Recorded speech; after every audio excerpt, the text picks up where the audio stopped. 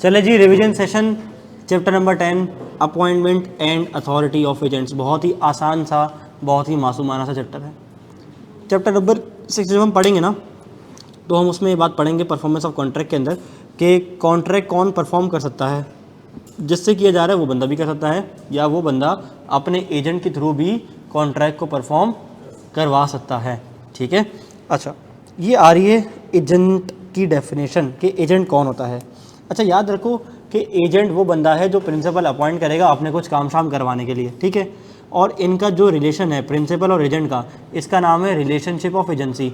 यानी कि एजेंसी का रिलेशनशिप इस्टेब्लिश करने के लिए कोई कॉन्ट्रैक्ट नहीं करना पड़ता, कोई ऑफर एक्सेप्टेंस नहीं करनी पड़ती, डायरेक्ट परफॉर्मेंस होती है। यानी कि एजेंसी एक रिश्ते का नाम है, और वो रिश्ता क्या है? रिश्ता किस चीज़ का? एजेंसी का। ठीक है, भरोसा। ठीक है, एजेंसी एक ताल्लुक़ का नाम है। बोलो, एजेंसी एक ताल्लुक़ का नाम है। एजेंसी एक ताल्लुक़ का नाम है।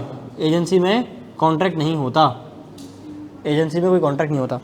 N agent is a person employed to do any act for another to represent another in dealing with third person. कह रहे एजेंट वो बंदा है जिसको एम्प्लॉय किया जाता है to do any act for another or to represent another in dealings with third person. Agency की बेहतरीन मिसाल मैं आपको यहाँ देता हूँ। अब जैसे सर अहमद है ना, सर अहमद कौन है? प्रिंसिपल, वैसे भी प्रिंसिपल है। अच्छा, काफ़ी सारी ट्रांजैक्शंस ऐसी होती हैं जिसमें सर अहमद प्रिंसिपल होते हैं और मैं एजेंट होता हूँ। आए दिन ट्रांजैक्शंस हम ऐसे कर रहे होते हैं। जैसे अब सर अहमद के जैसे बच्चे हैं ना, उनको भी मैंने इस पर गेमिंग पे लगा दिया। मैं खुद तो खेलता ही खेलता था, लेकिन जब वो बड़े हो रहे थे ना, तो छोटा वाला तो पीसी पे खेलता था, फिर मैंने उसको PS4 PS5 पे भी वो लगा दिया। अब वो भी खेलते हो, मैं भी खेलता हूँ। ठीक है, तो अक्सर औकात क्या, उनको कोई गेम परचेज़ करना होता है, तो गेम परचेज़ करने के लिए ना कोई खेलता है PS5 इधर क्लास में? नहीं, तुम्हारे अलावा, तुम तो पता ही है। ऑनलाइन में कोई खेलता है? हाँ जी, हाँ मुझे पता, खतरनाक खेलता है। अच्छा, आयशा कामरान कह रही यस सर। आयशा PS5 खेलती हैं? सैयद जैद PS4।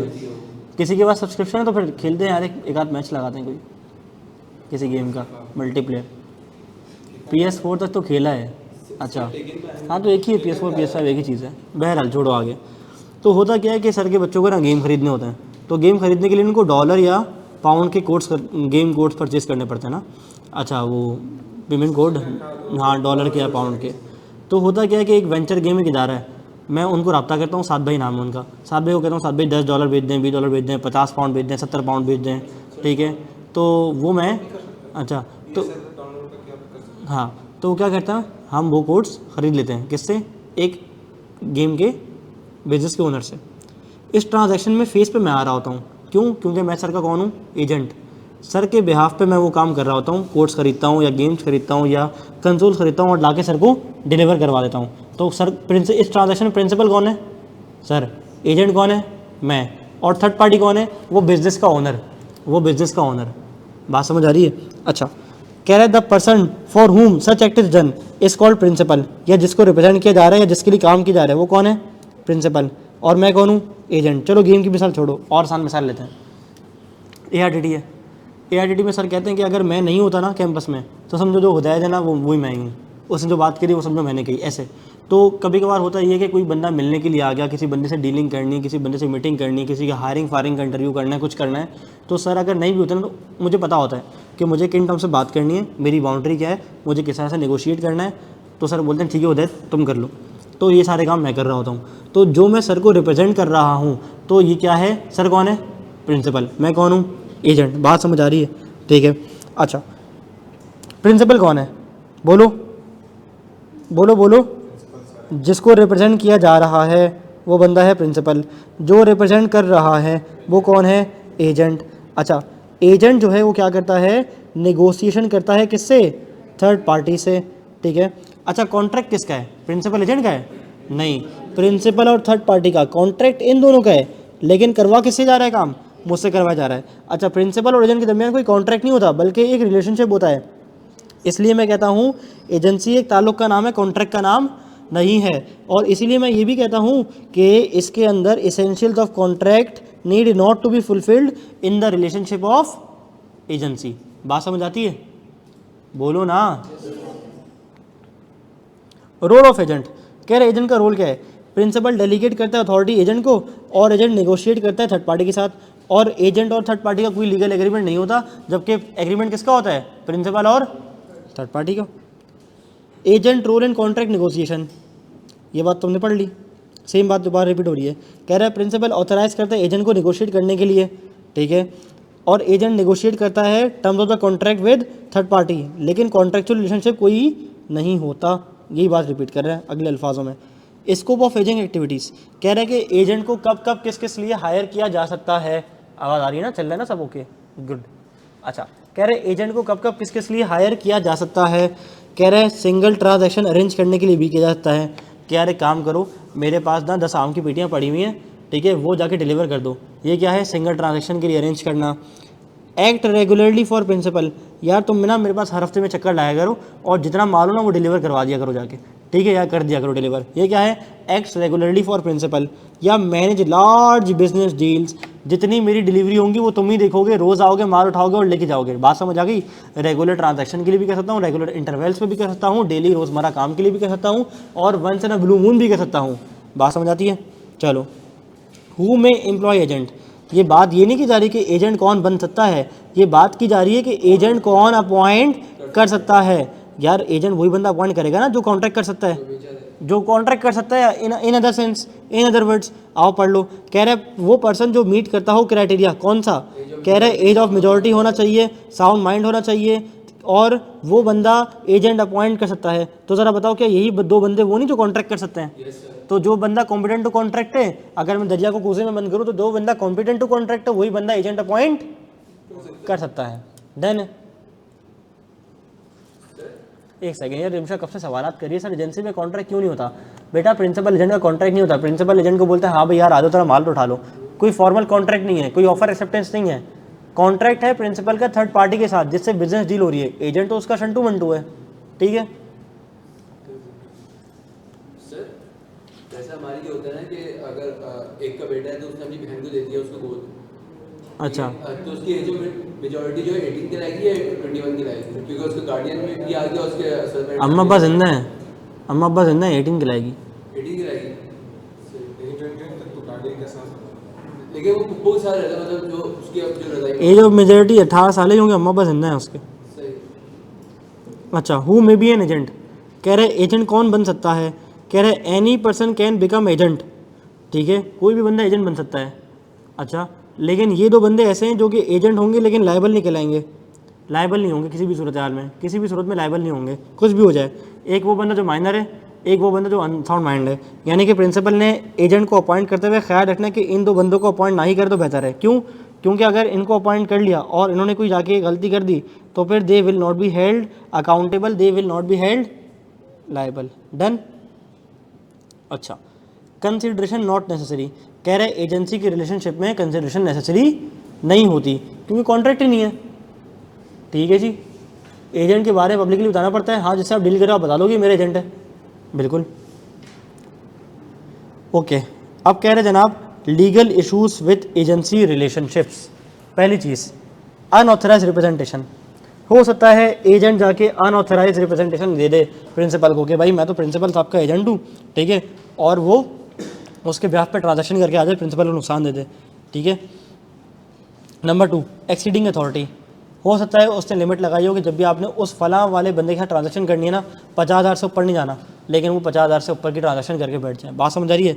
तो अनऑथराइज रिप्रेजेंटेशन भी एक बड़ा इशू है। डन। अच्छा,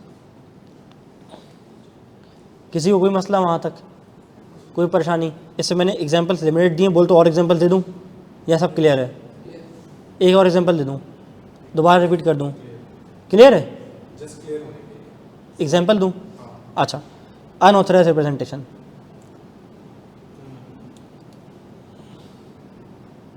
वो कह रहा है कि अ पर्सन ए यानी कि agent may claim to act on behalf of principal P leading third party T to believe they are dealing with P यानी कि पेरेंट। पी में डिनाइड, पेरेंट में denied that A is their agent. मिसाल के तौर पे Hasan Furqan paper में fail हो गया, अल्लाह ना करे, ठीक है, इसके अब्बा ने उसको घर से निकाल दिया और अब्बा ने कहा कि भाई इस घर में तेरे लिए कोई जगह नहीं है। हसन फुरकान को याद आया कि समीउल्लाह ना वो हॉस्टल में रहता है, उसने बोला समील्ला मुझे घर पे रख ले। उसने बोला ठीक है आ जा, लेकिन खाने पीने का सामान लेके आ था, पैसे वैसे नहीं खाना बनाने के मेरे पास। ठीक है। इसको याद है कि एक दफ़ा अब्बा मुझे बेकरी पे लेके गए थे और बेकरी वाले को बताया था कि ये मेरा बेटा है, जब भी सामान लेने आए ना तो उसको दे दिया करना। हसन फुरकान को याद आ गया, स्कीम आ गई, पैसे आ गए खाने पीने के। हसन फुरकान बेकरी पे गया और पूरे महीने खाने पीने का खर्चा उठा लिया। ठीक है। अब्बा का बिल बनता था महीने का बेकरी पे कोई 5,000, कभी 3,000, कभी 4,000, बहुत अच्छे है। अब जब अब्बा गए, हाँ भाई शकील भाई कितना बिल हुआ, भाई 15,000 रुपये हो गया। भाई क्या राशन वाशन बेचा, एक पागल वागल हो गया है। पता चला वो आपका लाडला आया था हसन फुरकान, वो उठा के माल ले गया। बोला भाई वो मेरा एजेंट वेजेंट नहीं है, मैंने घर से निकाल दिया उसको। तो अब गलती किसकी, अब्बा जी की, कि बताना चाहिए था थर्ड पार्टी को कि अब से वो मेरा एजेंट नहीं है। बात समझ आ रही है। तो अनऑथराइज रिप्रेजेंटेशन भी एक बड़ा इशू है। और दूसरा एक्सीडिंग, क्या चीज़, वो तो मिलेगी फिर, हाँ वो तो मिलेगी। क्या चीज़, थर्ड पार्टी लायबल नहीं होगी, थर्ड पार्टी लायबल नहीं होगी, प्रिंसिपल ही लायबल होगा। प्रिंसिपल थर्ड पार्टी को लायबल होगा। मैं तो अभी अनऑथराइज रिप्रेजेंटेशन की बात कर रहा हूँ, अभी एक्सीडिंग में नहीं आया। एक्सीडिंग क्या है, माइनर, हाँ एजेंट प्रिंसिपल को रिस्पॉन्सिबल होगा फॉर एक्सीडिंग द अथॉरिटी, लेकिन अल्टीमेटली प्रिंसिपल थर्ड पार्टी को लायबल है। ठीक है। A person agent authorise as an agent for P may exceed their authority while making arrangement. P may refuse to honor the agreement as legally binding. Example: a manager makes an unauthorized agreement on behalf of a company and the company denies the authority. The principal is liable to third party if the agent has authority, भले actual हो, apparent हो, भले express हो और implied हो। इसी के साथ मेरा अगला टॉपिक आता है टाइप ऑफ अथॉरिटीज़। कह रहे एक्सप्रेस अथॉरिटी जो इन रिटन हो, ठीक है, जो एक्सप्रेसली हो। जैसे मैं कहूँ भाई मेरे बिहाफ पे सारी मेरी बिजनेस की डील हसन फुरकान देखेगा, ये क्या है, एक्सप्रेस अथॉरिटी। इम्प्लाइड क्या है, which is inferred from the circumstances, जो कि सर्कमस्टांसेस से आया हो, वाजे हो। जैसे कि बेटा हो गया कि वो सब जानते कि बेटा है या तो उसके। अच्छा, ARTT में आते हैं फ़ीस जमा कराने के लिए। ठीक है, फ़ीस जमा कराने के लिए आते हैं तो फ़ीस काउंटर पे लिखा, ऊपर वहाँ के लिखा हुआ, अकाउंट्स डिपार्टमेंट पे लिखा हुआ ना फ़ीस काउंटर। ठीक है। अच्छा, वहाँ जब चेयर पे बैठी हुई मैडम है तो उनको देख के क्या लग रहा है कि ये फ़ीस कलेक्ट करने के लिए ऑथराइज पर्सन है। दूसरी मिसाल, बैंक में जाते हो तो जब आप जहाँ पे पैसे डिपॉजिट करवाते हो जाके, तो वो उस बैंक वाले को देख के, जो चेयर पे वहाँ बैठा हुआ है, उसको देख के आपको लग रहा है क्या कि ये ऑथराइज पर्सन है टू रिसीव दी कैश, तो ये इम्प्लाइड अथॉरिटी है। Authority in case of emergency पढ़ा दूंगा जब आएगा ना स्लाइड, हाथ का डायग्राम देख के पढ़ा दूंगा। एंड अपेरेंट ऑस्टेंसिबल अथॉरिटी, दोनों साथ में। एक्सप्रेस में कोई मसला नहीं, इम्प्लाइड में कोई मसला, does not directly grant the authority but is understood from usual business practices.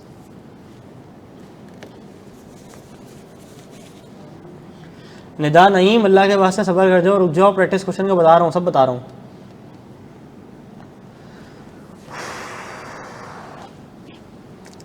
Authority in case of emergency, agent आ रहा था माल लेके। ठीक है, एजेंट को रास्ते में पता चला कि इस शिप पे तकरीबन कोई 100 किलो के करीब माल है और हमारी कश्ती डूब सकती है। हमें तो अपने उन्होंने लुटा, गैरों में कहाँ दम था, हमारी कश्ती वहाँ डूबी जहाँ पानी कम था। ठीक है। अच्छा, तो एजेंट जो है वो क्या कर रहा था, बोलो, माल लेके आ रहा था। कहाँ से, कहीं से आ रहा होगा। एजेंट को पता चला कि शिप पे माल रखा हुआ है कितना, 100 किलो का, और अगर इसमें से 20 किलो कम ना किया गया तो ये कश्ती डूब सकती है। एजेंट ने फ़ोन निकाला, ठीक है, प्रिंसिपल को कॉल करने की कोशिश की, लेकिन आपका मतलूबा नंबर से इस वक्त रब्ता मुमकिन नहीं, समंदर में सिग्नल नहीं आ रहा है, बराए मेहरबानी साहिल के किनारे जाके कॉल कीजिए। ठीक है। अब एजेंट ने क्या किया, इस इमरजेंसी के अंदर 20 किलो का वज़न गिरा दिया और 80 किलो का माल अपने पेरेंट के ब्याह पे, प्रिंसिपल के ब्याह पे ले आया। जब ये एजेंट पहुंचा कहाँ, करीब, ठीक है, तो ये एजेंट खड़ा हुआ है, काले कपड़े पहन लिए इसने। इससे अपने मालिक को देखा और बोला मालिक, ऐसे, ठीक है, मालिक। मालिक के पास गया, मालिक ने बोला लाओ मेरा 100 रुपये का माल दो। उसने 100 किलो का माल दो। उसने बोला 100 किलो का नहीं, 80 किलो का। बोला क्यों, बोला authority in case of emergency. बोला ये क्या होती है, बोला कॉन्ट्रैक्ट नहीं पढ़ा तुमने, भूल गए हो तुम। बोला भाई मेरे पास authority in case of emergency थी, उस वक्त मुझे कॉन्ट्रैक्ट एक्ट ने राइट दिया हुआ है कि अगर इमरजेंसी सिचुएशन आ जाए तो मैं आपका माल गिरा सकता हूँ, ठीक है, बाकी 80 किलो बचाने के लिए। Clear? Agent shall do all such acts for the purpose of protecting his principal from loss as would be done by a person of ordinary prudence in his own case, जैसा कि वो अपने case में करता। Done? Okay. Real emergency, agent act करता है in emergency, protect करता है प्रिंसिपल को लॉस से, unable to contract principal, acts in best interest. बात समझ आती है? क्लियर सीन है? पक्की शक्की बात है? कोई मसला, कोई परेशानी, कोई प्रॉब्लम? तो बताओ। Apparent ostensible authority, agency bye estoppel. Estoppel का मतलब मैं आपको बता चुका हूँ सुबह सुबह, क्या कि एक बार जब आपने बात कह दी वो फिर उससे डिनाई नहीं कर सकता, और इससे माइनर को इस्तिस्ना हासिल है। डन? अच्छा,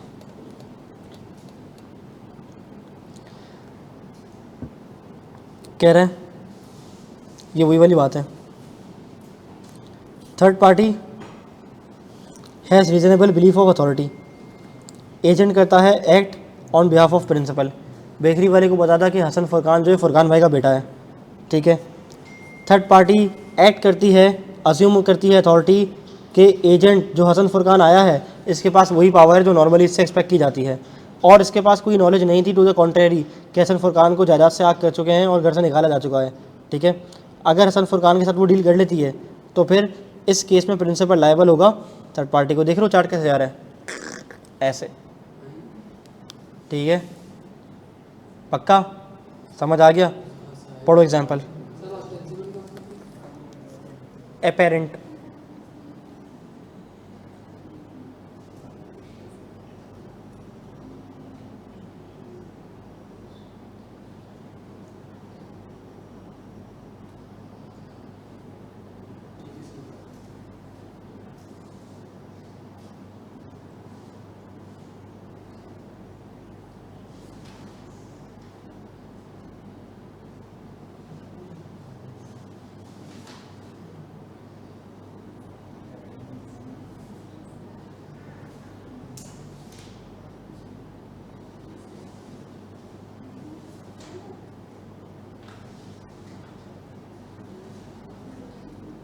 चलो भाई बढ़ जाए आगे। एक्सटेंड ऑफ एजेंट्स अथॉरिटी, कह रहा है कि एजेंट की अथॉरिटी कितनी है, उतनी ही है। Includes every lawful act necessary, जैसे हमने वहाँ पढ़ा ना कि authority in case of emergency, तो एजेंट अपनी अथॉरिटी में रहते हुए हर लॉफुल एक्ट कर सकता है। बात समझ आ रही है? पढ़ लो एग्जाम्पल। आयशा कामरान कहती हैं एग्जाम्पल नंबर 2 एक्सप्लेन कर दें। ऊपर वाली कर देता हूँ अभी।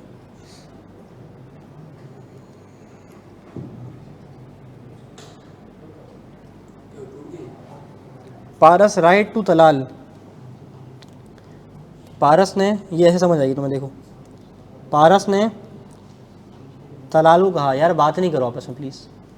पारस ने तलाल को कहा कि जो आज़म है ना, आज़म, इसको सब आता है, ये एक्सपर्ट है, ये मेरी गाड़ी बेचने के लिए ऑथराइज है, और पारस ने इसको पीछे से मना कर दिया कि बेटा ये वाले काम तो नहीं करने, गाड़ी वाड़ी नहीं बेचनी। आज़म ने गाड़ी बेच दी, किसको? तलाल को। सेल किस पे बाइंडिंग है? पारस पे बाइंडिंग है। क्यों? क्योंकि भले एक्चुअल अथॉरिटी नहीं थी उसके पास, मना कर दिया था पीछे से, लेकिन ऑस्टेंसिबल थी, थर्ड पार्टी को बोल के आ चुकी थी मुंह पे। स्टॉपेल वाला रूल अप्लाई हो जाएगा ना इधर, थर्ड पार्टी को बोल चुकी थी इसके बाद अथॉरिटी है, भले पीछे से मना कर दिया, लेकिन थर्ड पार्टी को लायबल होगी अभी है, ठीक है, बाइंडिंग है सेल इसके ऊपर। डन?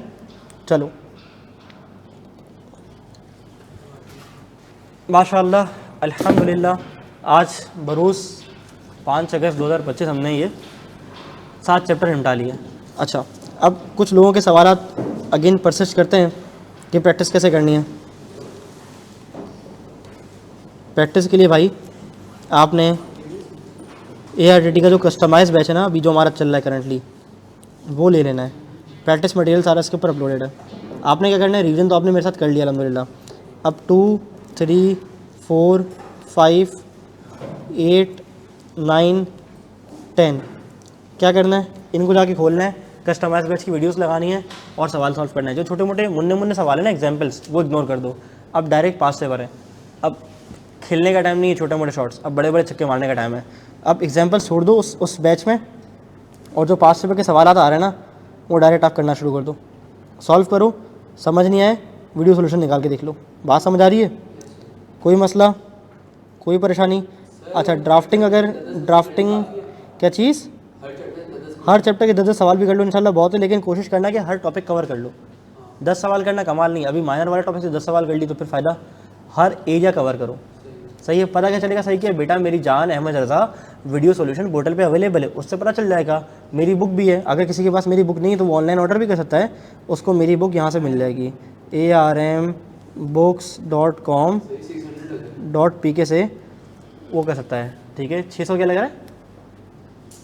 सही है, armbooks.com.pk से मेरी बुक भी ऑर्डर की जा सकती है, ठीक है।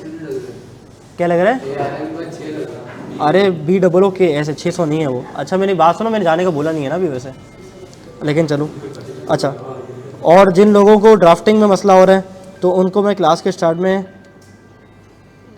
ये बता चुका हूँ। बेटा सुबह 5:30 का अलार्म लगाया था कि शाम बज रहा है?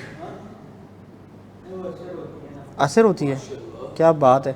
अच्छा, जिन लोगों को प्रैक्टिस करनी है उनके लिए मैं बता चुका हूँ कि आपने आज घर जाके ना इन वाले एरियाज़ की प्रैक्टिस स्टार्ट कर देनी है, ठीक है। अब आपके लिए रेलेवेंट क्या है? सिर्फ ये रेलेवेंट है, offer acceptance, validity of contracts and agreement, free consent warrant agreement, contingent contract 6-7 छोड़ दो, quasi contract 27 minute, breaches 9 minute, agency की तकरीबन कोई 9 मिनट की प्रैक्टिस है, ठीक है। अच्छा, इसके बाद एक और चीज़ मैं अपलोड कर रहा हूँ आपके पास पोर्टल पे नहीं बल्कि ये सारे लेक्चर्स मेरे यूट्यूब चैनल पे ही जाएंगे ना, तो मैं इसी वीडियो के नीचे एक और वीडियो अपलोड कर देता हूँ, what to read and what to cram. इसके अंदर मैंने क्या किया हुआ बेसिकली, ये मेरी किताब है बिज़नेस लॉ की, बड़ी मेहनत से बनाई है, मुशक्क़त से बनाई है, एंड इस बुक में मैंने स्टार्ट में ट्रिब्यूट दिया to my mentor and my strength. आज अल्लाह का शुक्र है, जो भी हूँ, जितनी भी आप लोगों को डिलीवर की चीज़ें अपने साथ से सीखी हैं। सीधी बात है, 2020 में एक मामूली सा एक आम सा असिस्टेंट के तौर पे इनके साथ ज्वाइन किया था।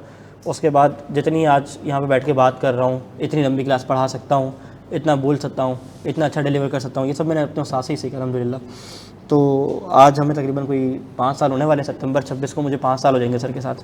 तो हमारा अल्हम्दुलिल्लाह बड़ा अच्छा साथ है, और ये मेरी पहली किताब मैंने बनाई है तो उसमें मैंने ट्रिब्यूट दिया है, और आखिरी किताब भी मेरी ज़िंदगी की जो आएगी ना उसमें ये ट्रिब्यूट इंशाल्लाह रहेगा।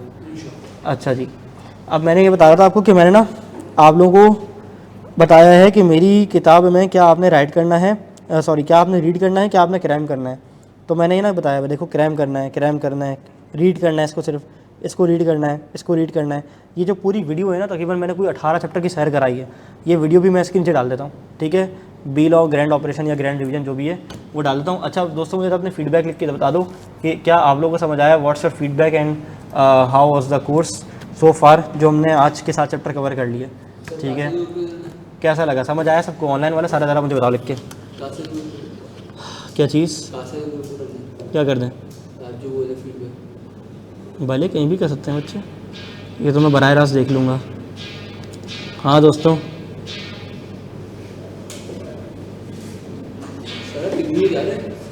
नहीं यार,